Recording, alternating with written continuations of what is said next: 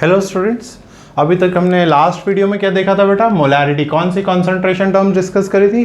Molarity. अब इस बार हम नॉर्मेलिटी डिस्कस करने वाले हैं। इस वीडियो में हम नॉर्मेलिटी डिस्कस करने वाले हैं। तो देखो डेफिनेशन देखते हैं। मोलैरिटी की डेफिनेशन क्या थी? ठीक है, 1 मोल सॉल्यूट डिजॉल्व्ड इन 1 लीटर सॉल्यूशन। उसी तरह normality is number of equivalents of solute present in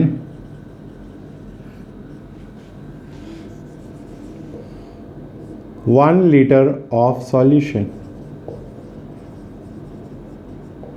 कि 1 लीटर सॉल्यूशन में कितने इक्विवेलेंट्स हैं सॉल्यूट के। मतलब कि कल तक हम क्या बात कर रहे थे कि 1 लीटर सॉल्यूशन में कितने मोल्स सॉल्यूट है, ग्राम में या मोल में कन्वर्ट करना। यहाँ पे अब वही है, ग्राम को तुम्हें इक्विवेलेंट में कन्वर्ट करना है। सबको पता है इक्विवेलेंट में कैसे कन्वर्ट करते हैं, पूरा टॉपिक हम पढ़ चुके हैं। Weight given upon equivalent wait. और इक्विवेलेंट वेट कैसे निकालते हैं बेटा? Molecular weight upon valency factor. तो आई होप उससे क्लियर है, इसीलिए हम आगे बढ़ गए हैं। तो नंबर ऑफ इक्विवेलेंट्स चाहिए हमें, number of equivalents of solute in 1 litre of solution. ठीक है, देखो भाई बीकर बना के समझते हैं। अगर मैं बोलता हूँ बीकर में ज़्यादा अच्छे से समझ आता है तो बीकर बना के समझते हैं। तो सपोज ये मेरे पास 1 लीटर सॉल्यूशन है। सॉल्यूशन मतलब सॉल्यूट और सॉल्वेंट दोनों ऐड हुए हैं तब 1 लीटर हुआ है। ये नहीं कि पहले 1 लीटर वाटर ले लिया और फिर सॉल्यूट ऐड किया। अगर 1 लीटर वाटर लिया, सॉल्यूट ऐड किया, सपोज ये 1 लीटर वाटर है, इसमें तुमने कुछ भी ऐड किया तो अब वॉल्यूम तो 1 से ज़्यादा हो जाएगी, थोड़ा सा तो बढ़ेगा कुछ भी ऐड करने पे। तो ऐसे नहीं करते सॉल्यूशन, पहले हम थोड़ा सा पूरा का पूरा सॉल्यूट ले लेते हैं, थोड़ा सा वाटर मिलाते हैं और फिर फाइनल वॉल्यूम कर देते हैं 1 लीटर। तो 1 लीटर सॉल्यूशन होना चाहिए। और इसमें क्या कह रहा है कि इसमें कितने इक्विवेलेंट्स हैं? 1 इक्विवेलेंट है 1 लीटर में, तो 1 नॉर्मल सॉल्यूशन हो जाएगा। तो जितने भी इक्विवेलेंट हों 1 लीटर सॉल्यूशन में, वो उसकी नॉर्मेलिटी हो जाएगी।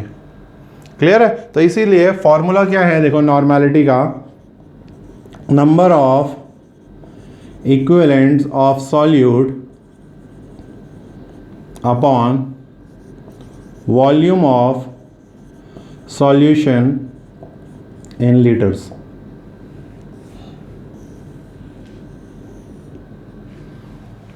कि कितनी वॉल्यूम में है ना, वो है।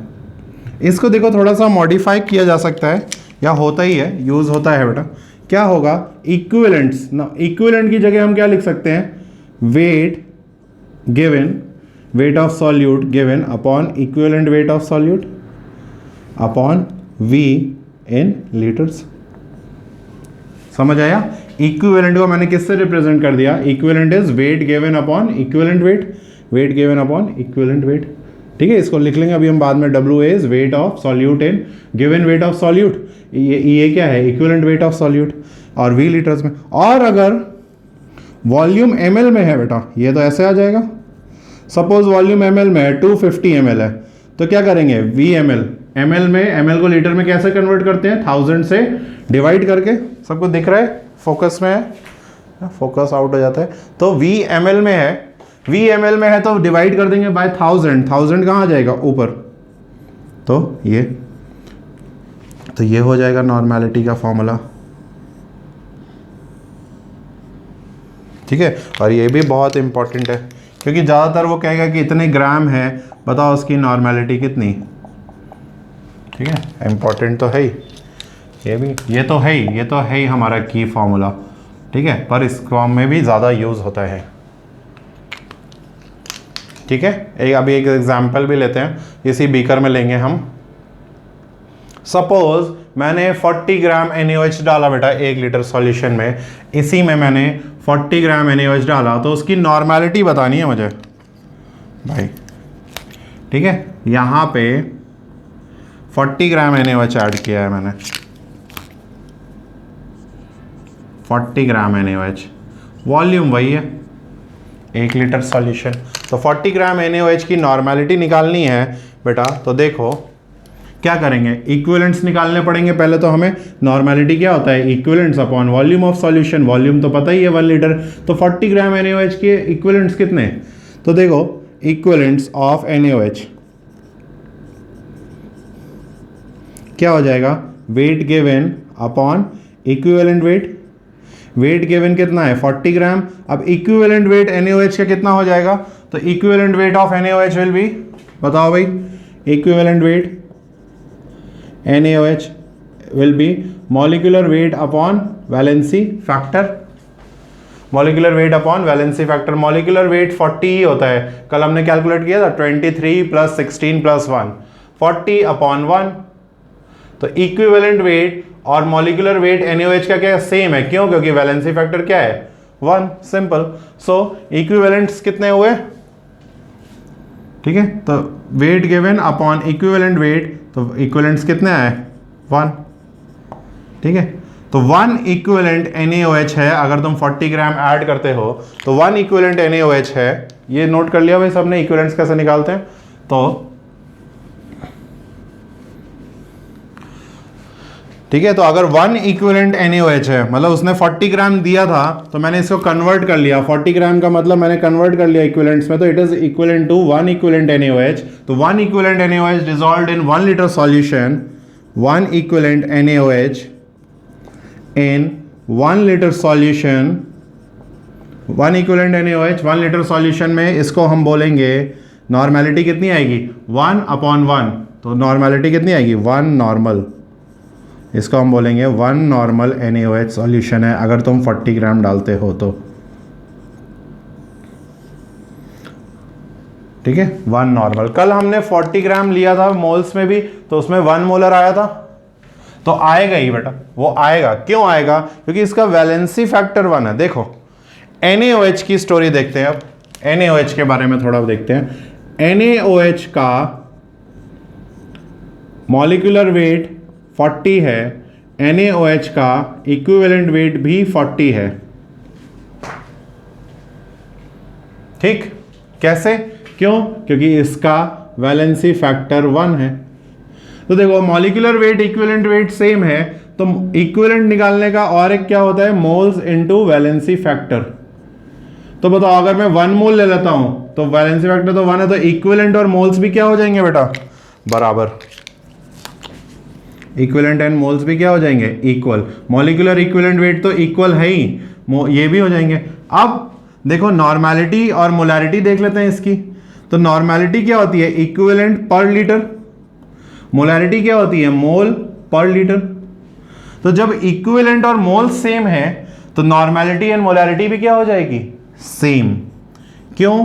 क्योंकि वैलेंसी फैक्टर क्या है? रीजन क्या है? Again valency factor is 1। ठीक है, ये पूरी की पूरी स्टोरी फिर से सुनते हैं। NaOH के केस में मॉलिक्यूलर वेट और इक्विवेलेंट वेट क्या है? सेम। इक्विवेलेंट्स देख लेते हैं, तो वैलेंसी फैक्टर 1 है, तो 1 है, तो इक्विवेलेंट्स और मोल्स भी क्या हो जाएंगे? सेम। तो नॉर्मेलिटी का और मोलैरिटी के फॉर्मूला डिफरेंस क्या है? सिर्फ इक्विवेलेंट का ही तो डिफरेंस है, वॉल्यूम तो 1 लीटर ही चाहिए, तो इक्विवेलेंट का डिफरेंस है, तो इक्विवेलेंट एंड मोल बराबर है, तो नॉर्मेलिटी एंड मोलैरिटी भी बराबर है। समझ में आया ये चीज? इसको नोट करो। फिर देखो जनरल बात बताता हूं एक, नॉर्मेलिटी मोलैरिटी के बीच की।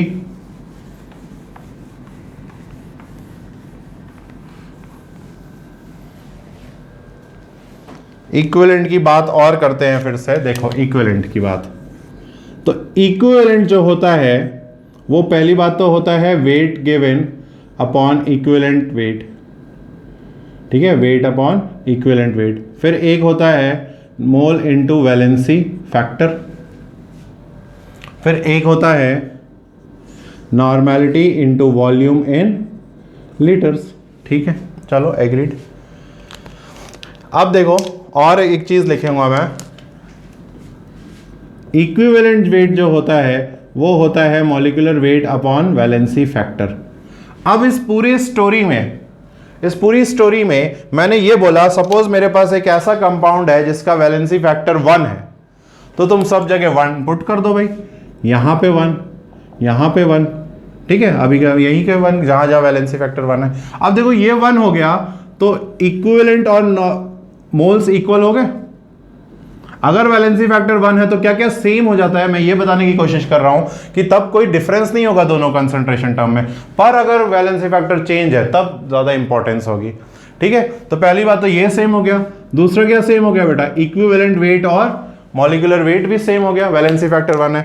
अब एक और रिलेशन होता है, normality is equal to molarity into valency factor, वो इसी से ही आया है, इसी से ही आया है। अभी मैं बताता हूं कैसे आया है। सपोज, तो अभी पहले ये देखें, वैलेंसी फैक्टर यहां पे भी 1 कर दो, तो बताओ नॉर्मेलिटी और मोलैरिटी भी सेम हो जाएगा। तो क्या क्या सेम हो जाएगा बेटा जब वैलेंसी फैक्टर 1 है, सब कुछ, equivalent and moles, equivalent weight, molecular weight, normality और मोलैरिटी। मतलब कि वो 1 मोलर सॉल्यूशन दे तुम्हें, 0.5 मोलर दे, और HCl है, HCl की वैलेंसी फैक्टर 1 है, बोले 0.5 मोलर HCl है, तो तुम उसको 0.5 नॉर्मल भी ले सकते हो, या 0.5 नॉर्मल गिवन है, 0.1 नॉर्मल गिवन है, तो उसको हम 0.1 मोलर भी ले सकते हैं। क्यों? क्योंकि वैलेंसी फैक्टर क्या है, 1।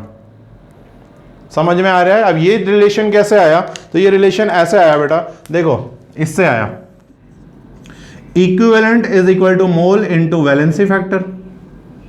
ठीक, equivalent upon volume in litres क्या होता है, और mole upon volume in litres, ये क्या हो गया नॉर्मेलिटी, ये क्या हो गया मोलैरिटी। बस, जब इक्विवेलेंट एंड मोल सेम है तो नॉर्मेलिटी एंड वॉल्यूम, वॉल्यूम तो वैसे भी वही सेम ही रहती है, तो इससे ये रिलेशन आया बेटा।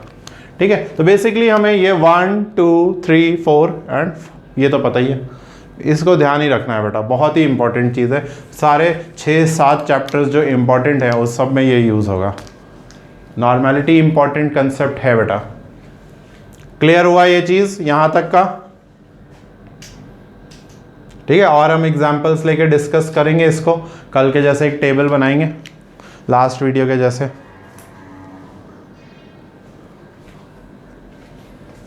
नोट कर लिया होगा आई होप।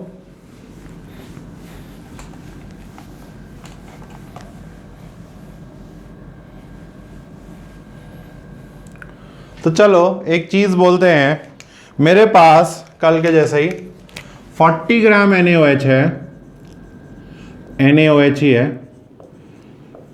इसकी नॉर्मेलिटी कितनी हुई?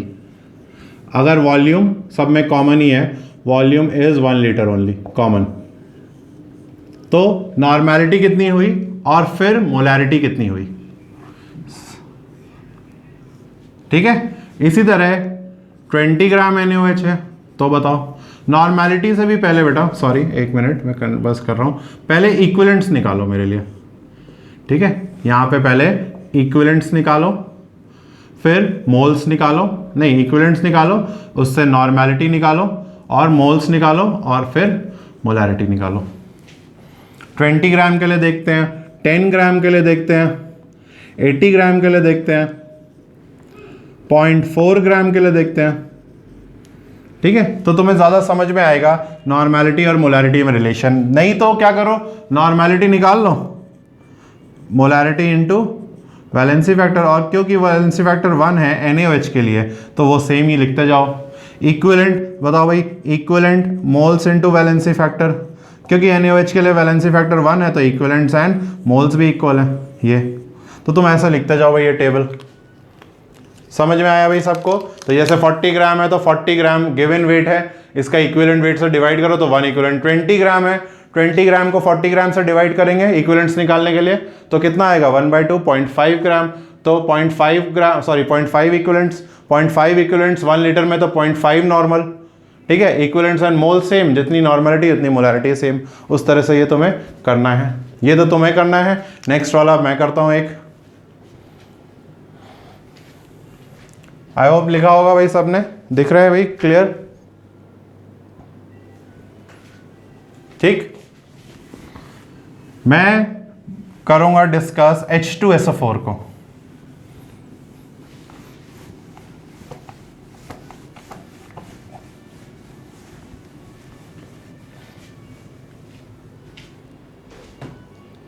ठीक है, H2SO4 के लिए ड्रॉ कर रहा हूं, H2SO4 के लिए, H2SO4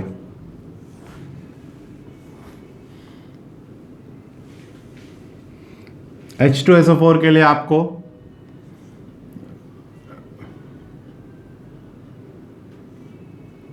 moles, equivalents, normality and molarity. सबसे पहले 98 ग्राम H2SO4 गिवन है, फिर मैं बोलूँगा 49 ग्राम H2SO4 गिवन है, 9.8 ग्राम H2SO4 गिवन है, 4.9 ग्राम H2SO4 गिवन है, इस तरह से और भी दूंगा फिर मैं, बाकी तुम्हें ही करना है। 0.49 ग्राम H2SO4 गिवन है, 0.98 ग्राम H2SO4 गिवन है। ठीक है, देखो फर्स्ट वाला मैं करता हूँ बेटा।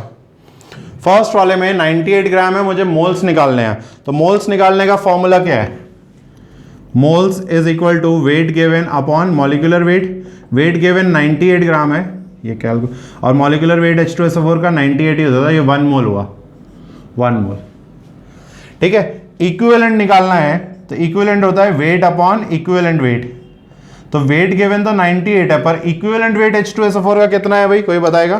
तो equivalent weight is equal to molecular weight upon valency factor. Molecular weight 98 है, अब H2SO4 का वैलेंसी फैक्टर कितना है? तो यहाँ पे टोटल पॉजिटिव चार्ज +2 है, नेगेटिव है तो 2, तो that means equivalent weight of H2SO4 is 49। तो यहाँ पे 2 से डिवाइड करेंगे तो 49 आया मेरे पास, है ना, सॉरी यहाँ पे नहीं, इक्विवेलेंट वेट की जगह। तो इक्विवेलेंट्स कितना है? 98 ग्राम में कितने इक्विवेलेंट्स H2SO4 के हैं? 2, तो इक्विवेलेंट्स हुए 2।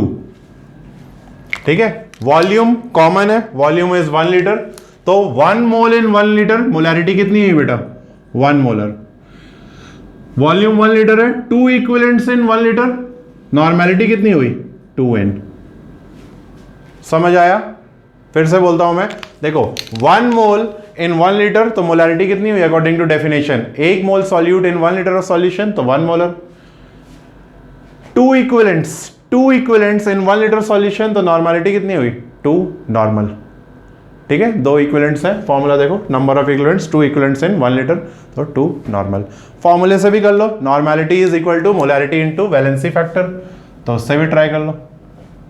मोलैरिटी कितनी है? 1, वैलेंसी फैक्टर कितना है H2SO4 का? 2, तो नॉर्मेलिटी कितनी आई? 2n। नहीं, देखो normality is equal to molarity into valency factor, molarity 1, valency factor 2, तो नॉर्मेलिटी कितनी आई? 2n। ऐसे कर ले, जैसे मर्जी, समझ, कंसेप्ट समझ लो भाई, कोई ज़रूरत नहीं है फॉर्मूलाज याद करने की बेटा। एक बार चीज़ समझ में आ गई तो फॉर्मूले की भी क्या ज़रूरत है, हम तो डायरेक्ट बता सकते हैं। 49 ग्राम के लिए और मैं करता हूँ एक और बार, बाकी फिर आप करेंगे, आपका होमवर्क है ये। देखो समझ आना चाहिए, बिना फॉर्मूले के करते जाओ डायरेक्टली। ठीक है, मैंने बता ही दिया है, मॉलिक्यूलर वेट 98 होता है, याद रखते जाओ बेटा कंपाउंड्स का। ठीक है, वैलेंसी फैक्टर तो तुम देख के ही बता सकते हो। अब तो 49 ग्राम है अगर, तो 49 ग्राम के लिए बताओ भाई, 49 ग्राम के लिए मोल्स कितने हो जाएंगे? Wait given upon molecular wait, यहाँ पे क्या रखेंगे? 49 और यहाँ पे 98, 1/2, तो 0.5 मोल्स हुए, तो मैंने लिखा ये 0.5 मोल्स। 0.5 मोल इन 1 लीटर, मोलैरिटी कितनी हो गई? 0.5 मोलर। नॉर्मेलिटी ऐसे ही निकाल सकते हैं इन दोनों से ही, बिल्कुल। Normality is equal to molarity into valency factor, तो मोलैरिटी कितनी है? 0.5, वैलेंसी फैक्टर कितना है? 2, तो नॉर्मेलिटी कितनी आई? 1। लिख दो भाई 1 नॉर्मल, लो। और नहीं तो इक्विवेलेंट्स फाइंड करो, ये नोट कर लो।